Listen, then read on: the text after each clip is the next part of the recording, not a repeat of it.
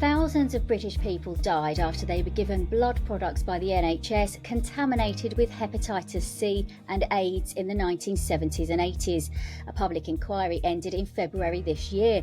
Sir Brian Langstaff, the chair of the inquiry, recommended that compensation be paid and quickly, as many of the survivors are seriously ill. Yet thousands of victims and their families have still received nothing. I'm journalist Angela Walker, and in this podcast I interview inspirational guests and discuss underreported issues. Today I'm in conversation with Jason Evans, a leading campaigner in the campaign for justice for victims of the scandal, and also solicitor Des Collins, who's represented hundreds of victims and their families in a joint action against the British government. Thank you both for joining me. I really want to talk about the compensation scheme and how that's going, but I think for listeners it's really important to understand the background to the infected blood scandal. So I'll explain. There was a shortfall in the UK in the concentrate needed to treat haemophiliacs, and so blood products were imported from the US where donors were being paid. Jason, thank you so much for joining me today. Good to be here. We've talked many times over the past few years, and I know your dad was one of the recipients of infected blood. Would you mind sharing his story with us today? Sure. So my dad was born with haemophilia, a genetic blood clotting disorder. And historically and to this day, the way in which that disorder is treated is to replace the missing protein, the factor VIII protein that characterizes haemophilia, or at least haemophilia A. There are a number of types of haemophilia. And in the 70s and 80s, like virtually all haemophiliacs throughout the UK who were given treatment at that time, he was given a new treatment for haemophilia, factor VIII concentrate. That product infected him with hepatitis C, HIV, hepatitis B as well. And this treatment, this factor VIII concentrate treatment, had replaced the previous treatment for haemophilia, cryoprecipitate. And cryoprecipitate was the easiest way I always tell people to think of it is something like a regular blood transfusion, whereas these new factor VIII concentrates were a commercialized product. And unlike cryoprecipitate, where one unit came from one voluntary donor on the NHS, these factor VIII concentrates were made by mixing together tens of thousands of plasma donations from often paid donors, often overseas donors, prison donors, and sold for a profit. So the whole field of haemophilia treatment changed dramatically. My father died as a result of his infections when I was 4 years old in 1993. And he is one of the approximately 1,250 people who were infected with both HIV and hepatitis C. And we believe there are only somewhere in the region of 200 to 250 such infected persons still alive today. At what point, Jason, did you decide to start up the campaign group Factor VIII?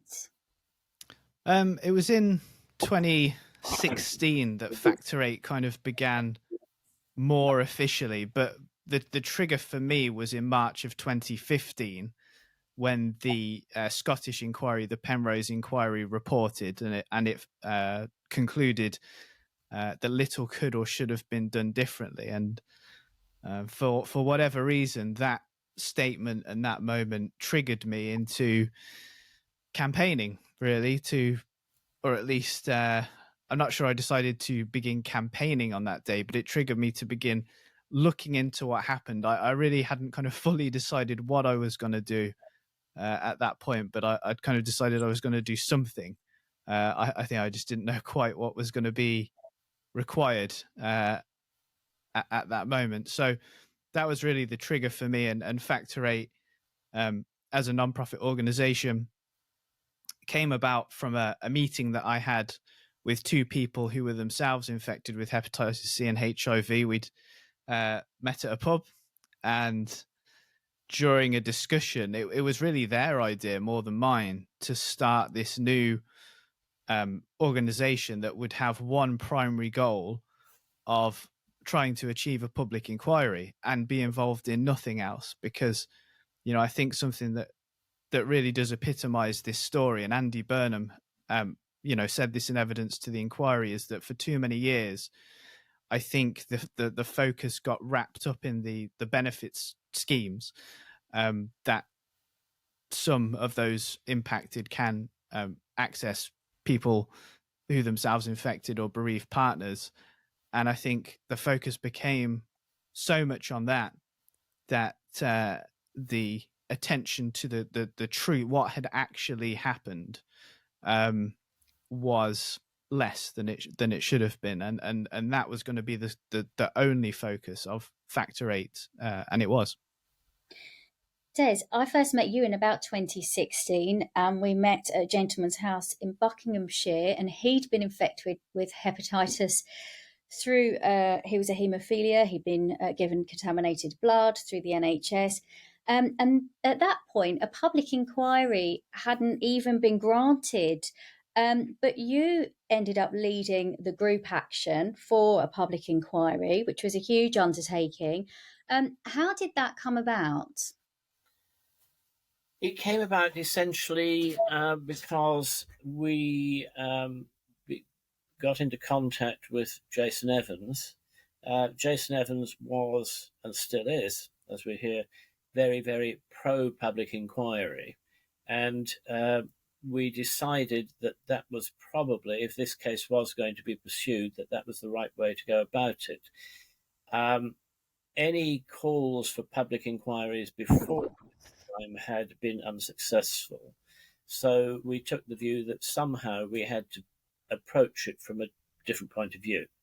The initial approach was to commence proceedings, legal proceedings for one or two people to try and get some publicity for it and try and get it back, the focus back in the media, which was always going to be very difficult because when I first became involved in it, I took the view that this had all been done before. Nothing else could come out of this disaster. It's very sad, but nothing else could be done. So in order to attract some sort of media interest, we thought something should be done by way of legal proceedings. Legal proceedings on behalf of 1, 2, 3, or 4 people is not going to cut it. So we took the view that if we could put together a sufficiently large group that that might attract some media interest and attract the attention of the government. So that's what we did. We decided that we should not go ahead on the basis of 1 or 2 people, that we'd go ahead on the basis of a group. That group rose from 10 or 15 through to about 500 in about 4 months. To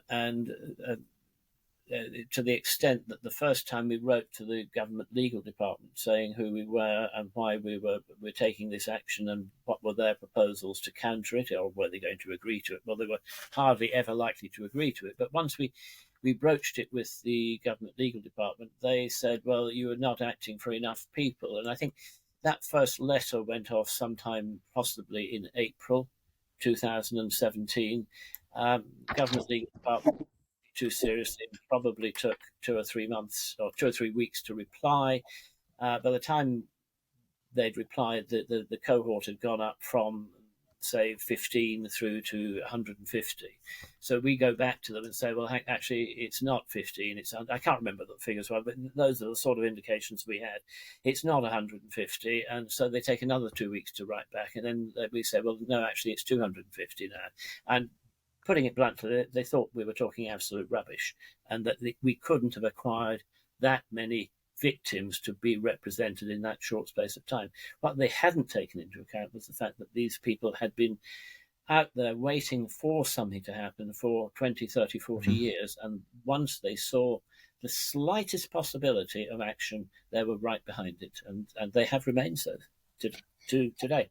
And how did it feel when it started snowballing and escalating like that? Very edifying in terms of you realise that this wasn't just, these weren't empty promises being made by potential victims. These were people who wanted to stand up and fight and who had not been given the opportunity to fight effectively at an earlier stage. Every time they had possibly got to a situation where they might move forward, something would happen. And the government would say, well, effectively, here's a bowl of nuts and a bag of rice, go away and don't bother us for a while.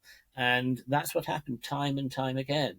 And by this stage, back in 2016, the victims were not going to be bought off like that anymore. A lot of them were second generation, as is Jason, and they had seen the mistakes which had been made in the past, and they were quite determined that that wouldn't happen in the future. Certainly, Jason, you did pursue this with a great vigour, and I know you got access to thousands of documents using freedom of information requests.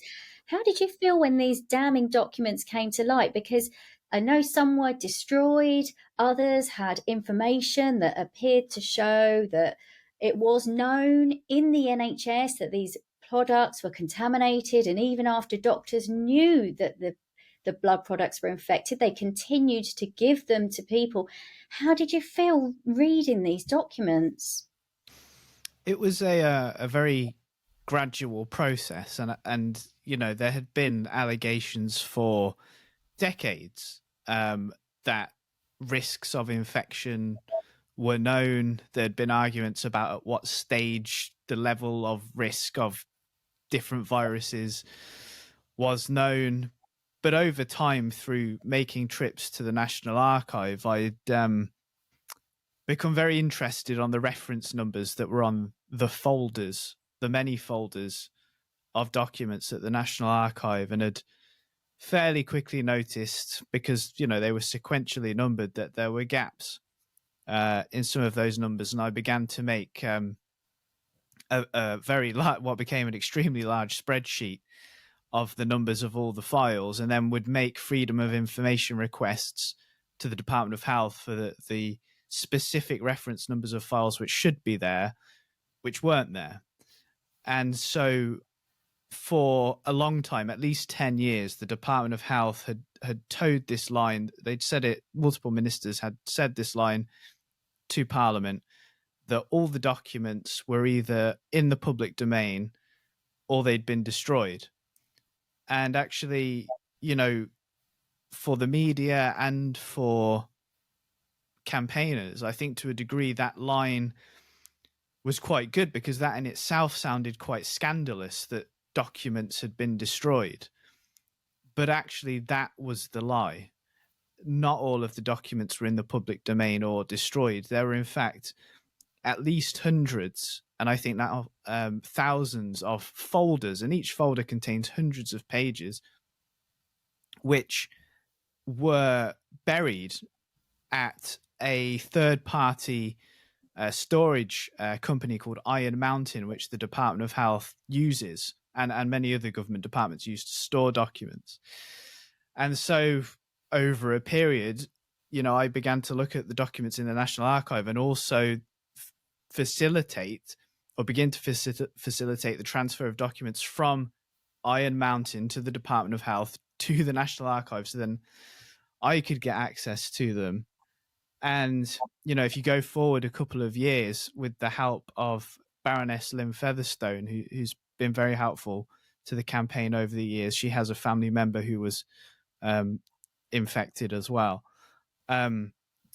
We actually got the Department of Health to accept that not all the documents were in the public domain or destroyed, and they agreed to never use that line again. So Iron Mountain began moving folders and documents to the Department of Health. The Department of Health sent them to the National Archive, and I managed to start getting at more and more of these documents. And so in addition to, you know, learning more about the risk, about the lack of consent, about how neither the blood products laboratory here or the pharmaceutical companies had heat treated their products before sending them into use, which they sort of should have done. Heat treatment would have killed viruses. That was known going back to the 1940s. And so learning about all of this stuff, gathering more and more knowledge and aspects which hadn't been reported on before, getting that out into the press, that was all one thing. But then another element was how the government had used this line, that all the information was out there already or destroyed. They've been using that line for such a long time, and it just wasn't true. And what actually ended up happening during the course of the inquiry was that the permanent secretary, who is still the permanent secretary to this day, Chris Wormold at the Department of Health, wrote to two former ministers who had given that line to Parliament, Nicola Blackwood and Jane Ellison, and apologised to them for having provided them with incorrect information, which they subsequently provided to Parliament many, many times. And he lists those times in the letters, which are now publicly available. So that was all key, as well as learning about the documents, was exposing that lie, that all the information was out there or destroyed.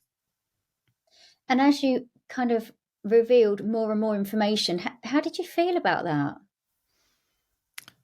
I think 2017 and 2018 in particular were really kind of odd years for me when I look back at them now, because I was definitely, you caught up in the momentum of the campaign, the group legal action, being accepted as being able to progress into the court, and the media stories, and everything was moving very quickly. I mean, I guess in a way it still is now, but at the same time it was distressing to read in meticulous detail about everything that had gone wrong, which would lead to the death of my father, and kind of understanding the true scale and the true, I don't even know if I'd categorize them as failures, the true kind of scandalous behavior that went on at so many levels that would lead to those events. And it was distressing.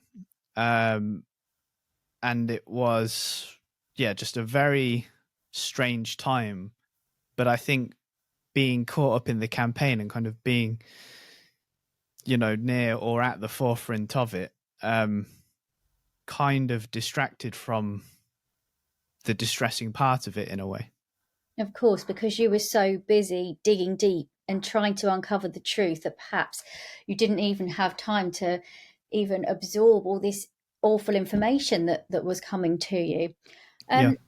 This was the largest scale public inquiry ever held in the country. It was looking at how people were given contaminated blood by the NHS. It's also looked at what was known or should have been known, and the extent that people were warned of the risks or not, and the impact on those affected. And it looked at whether there were attempts to cover up what happened, which is what we've just been talking about there. It was a huge remit. Des, can you tell us where the inquiry is at now? The inquiry has, some people say the inquiry has concluded. It hasn't concluded. The inquiry heard, well, to all intents and purposes, the inquiry finished hearing evidence earlier this year.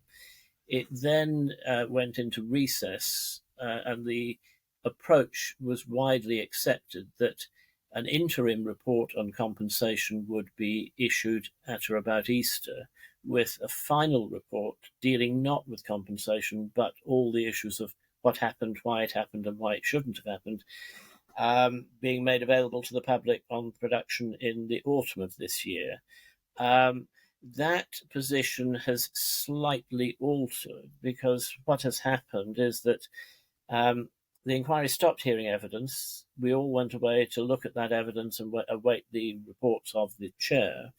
The chair produced what's known as an interim report in just before Easter, and that interim report is in fact the final report on compensation.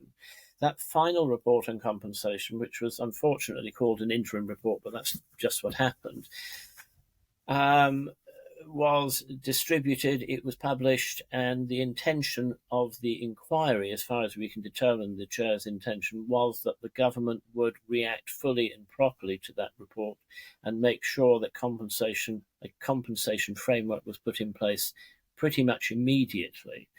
That was just before Easter. We're now halfway through, towards the end of July, and to all intents and purposes, no action has been taken with a view to implementation of the recommendations in the report. Let's hear from Sir Brian Langstaff, he's chairing the inquiry. This is a clip recorded from the second interim report statement, which I believe you're referring to there, on the 5th of April this year, that's 2023. When hearings finished in Aldwych House in February, I told you that I would be making a further interim report about the framework for compensation before Easter. Today, the inquiry has published that report.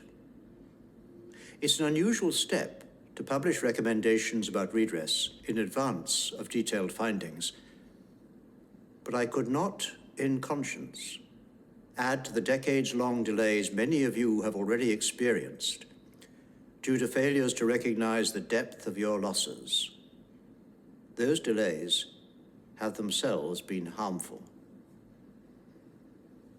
As you know, the government has recognized that wrongs were done and that compensation should follow, and made interim payments in October. I believe that the government was right to accept this. My conclusion is that wrongs were done at individual, collective, and systemic levels. I will set out the detail of what happened and why in my full report. But my judgment is that not only do the infections themselves and their consequences merit compensation, but so too do the wrongs done by authority, whose response served to compound people's suffering. So we heard Sir Brian there saying he could not in any conscience add to the decades-long delays in compensation. And yet still, so many people are waiting. How has the government justified this delay, Des? The government sought to justify the delay on the a simple premise that it's a long, complicated story, and it's got to investigate it fully and determine how a compensation framework should be set up and in what form. That doesn't bear any close examination, because what the government doesn't readily accept, although it knows that's the position, that back in 2022, the government obtained a report from its own consultant, Sir Robert Francis. Now, that Robert Francis report dealt with the question of compensation, and it was intended to deal with compensation, according to the government at the time, in order that when the inquiry fully reported on compensation, they would be able to react fully, properly, and appropriately to that report. So that report has been with them since 2022. Perhaps surprisingly, perhaps not surprisingly, once that report came into their possession in 2022, they didn't respond to it. They produced no response to it whatsoever. They then waited till 2023, till April, when the first Langstaff report on compensation, the interim report, which we've just heard about, came out. And what we find is that Sir Brian Langstaff, the chair of the inquiry, has pretty much adopted the findings or the conclusions reached by Robert Langstaff a year earlier. So the government's now been in possession of reports for quite long enough to be able to react fully, properly, and appropriately. Everyone accepts it's a complicated exercise and requires careful thought, but it doesn't require careful thought to the extent that it's delayed indefinitely, particularly against a background where the chair has said it must be done immediately. So let's clarify, who's had compensation so far and how much have they had? The compensation so far has been to the bereaved, and that was the first interim report which came out back at the end of 2022. That was for those infected, still alive, and bereaved partners. I think that one. That's right. That the then government responded very quickly. That was a recommendation made by the inquiry back in July 22. The then government responded very, very quickly, and the payments were made pursuant to those recommendations by October 22.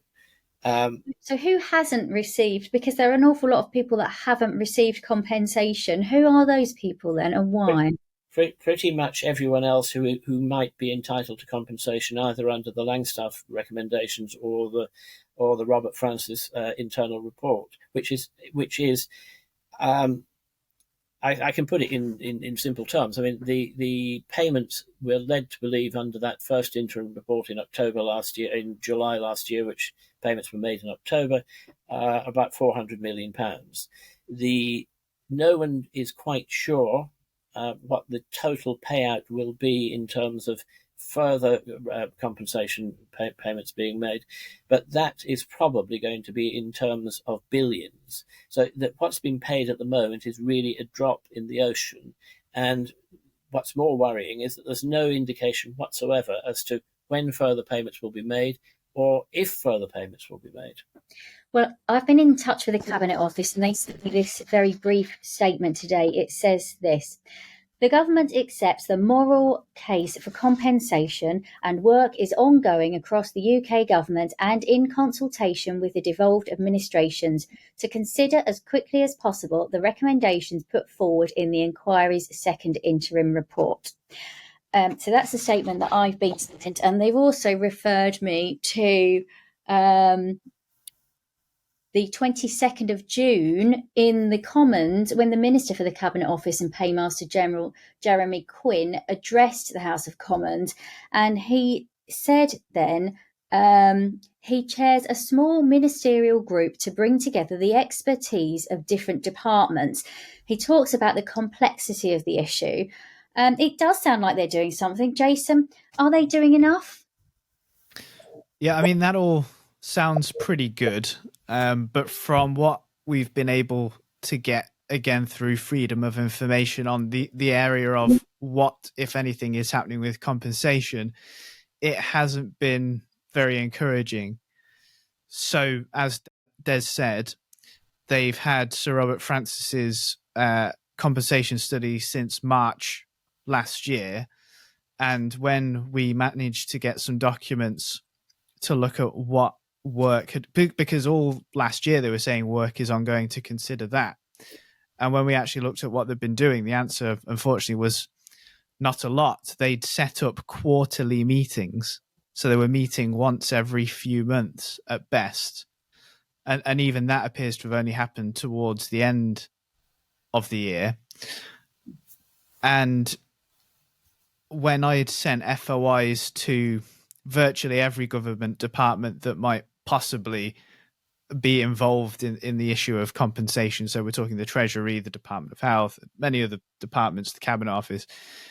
I won't go through all of them now, but it was surprising because we were told there was a permanent secretary level group, and now we've got a small ministerial group as well, but we were told there was a permanent secretary level group of different departments taking forward work strands, was the wording that we heard in December last year.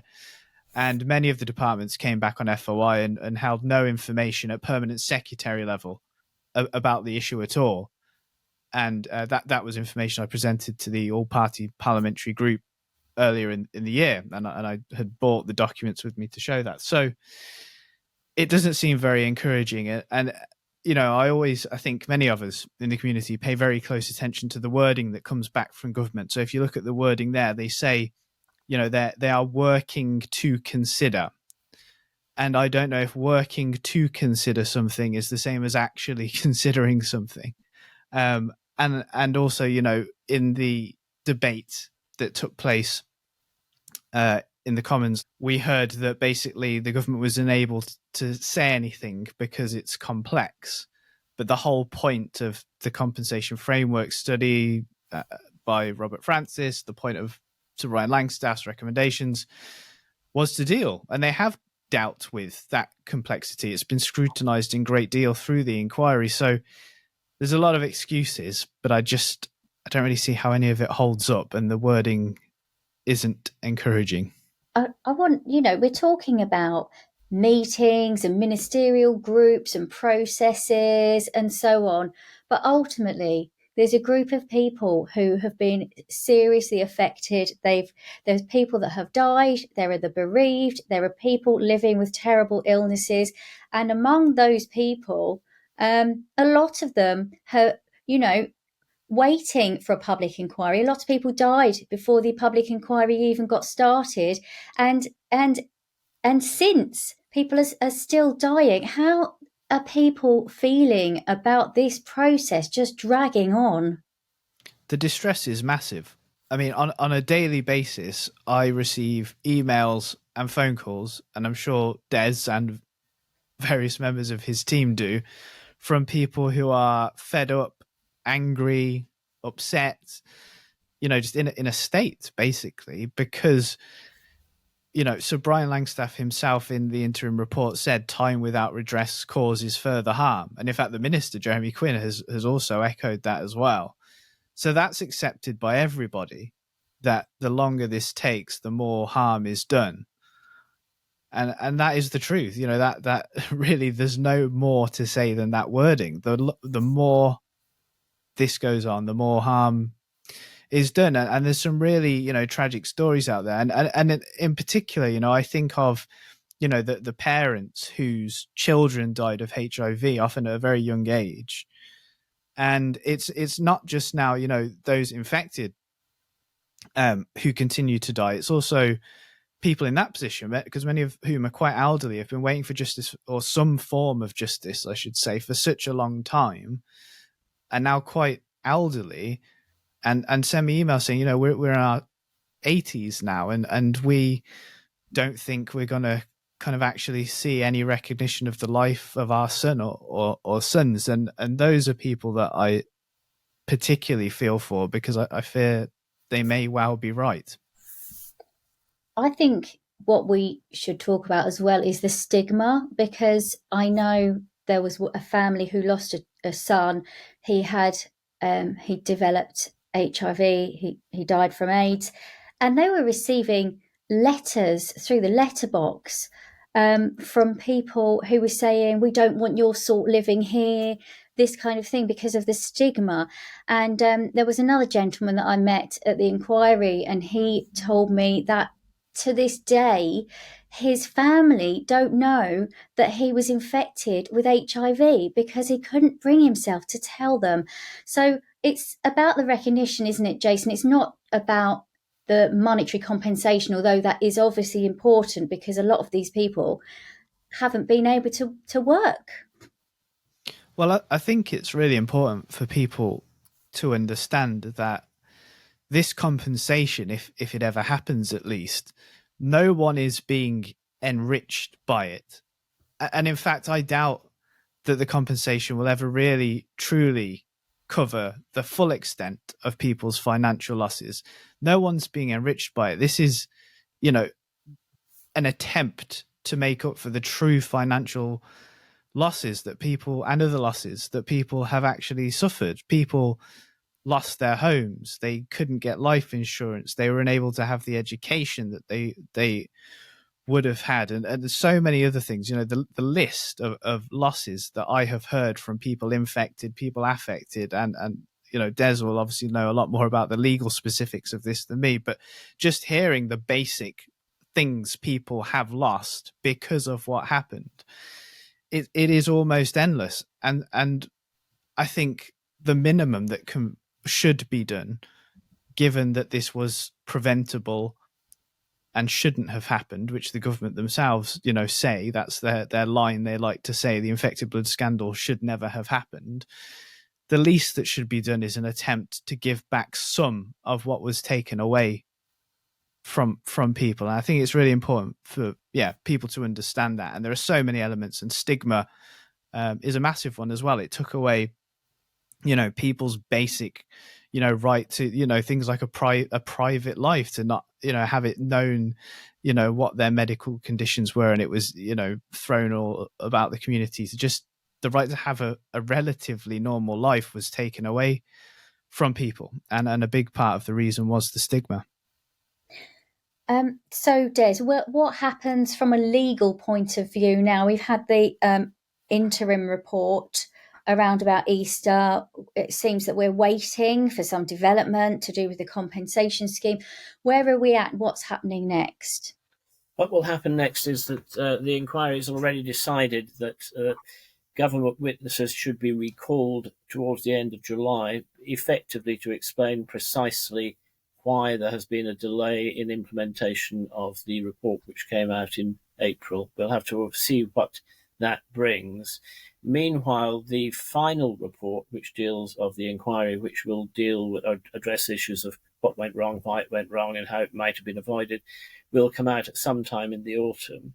Meanwhile, the group action, which was started in 2017, has been put on ice. It was put on ice in 2017, essentially because you couldn't have a High Court judge looking at the same issues as a chair to a public inquiry and possibly reaching different conclusions.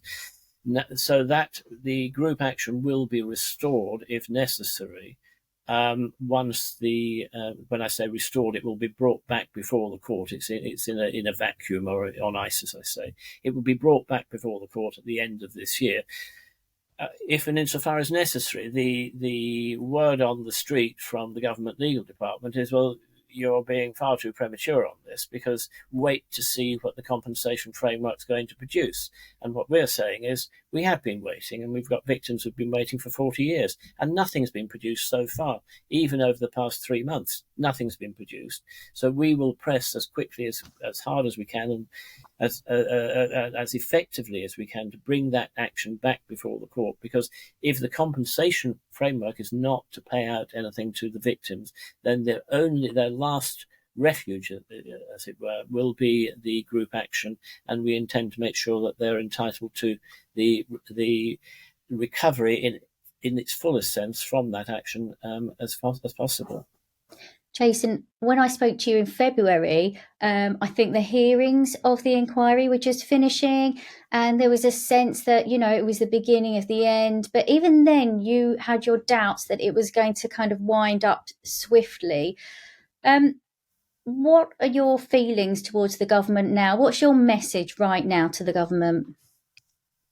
Cut through the bureaucracy and do the right thing. I think there's a weird sense of history repeating itself, because through looking, and anyone that has followed the inquiry closely will know that when you look at the documents and you see all of the bureaucracy of what happened in the 70s and 80s that contributed to the decisions that led to the infections, to the deaths, that same bureaucracy is, from what I've seen at least, going on now, where you've got layers of civil servants talking to civil servants, having a nice chat about, we could do this on one hand, this on the other hand, this, and it just takes ages to actually get something to happen. And I do think it takes a bold minister with confidence and courage to actually get the civil servants to do what they want them to do and to do the right thing. And I think we did see an example of that with when Penny Mordaunt was Paymaster General, and she wrote to Rishi Sunak saying it's inevitable, compensation will have to be paid. And she went on to set up the compensation framework study that we'd been campaigning for. And so she's an example, I think, of a minister that did make things happen. I've always took the approach of not playing into the party political element of it. This is a scandal that's gone on, through governments of all colours.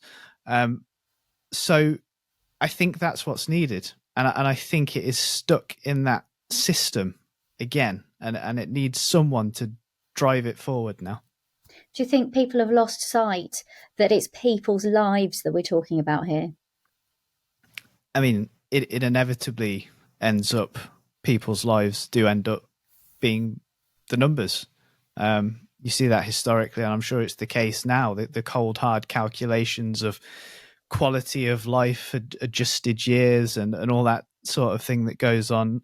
And yeah, I'm sure those calculations are being made about, you know, the how many people are going to die between this date and that date, and how many estates are there, and how many infected people might progress to cirrhosis, and how much is that going to, I'm sure all those calculations, if they haven't already, will be done and will be taken into account. And I think it would help the government a lot more to speak to a broader range, or to have spoken to a broader range directly of people infected and affected.